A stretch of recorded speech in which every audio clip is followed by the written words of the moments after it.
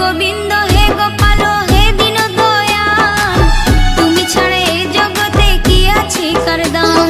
হে গোবিন্দ হে গোপাল হে দীন দয়াল, তুমি ছাড়া এই জগতে কি আছে কার দাম। তুমি সৃষ্টি তুমি পালক তুমি অন্তর্যামী, তোমার হাতে নাচে জগৎ তুমি সবার মালিক। তুমি সৃষ্টি তুমি পালক তুমি অন্তর্যামী, তোমার হাতে নাচে জগৎ তুমি সবার মালিক।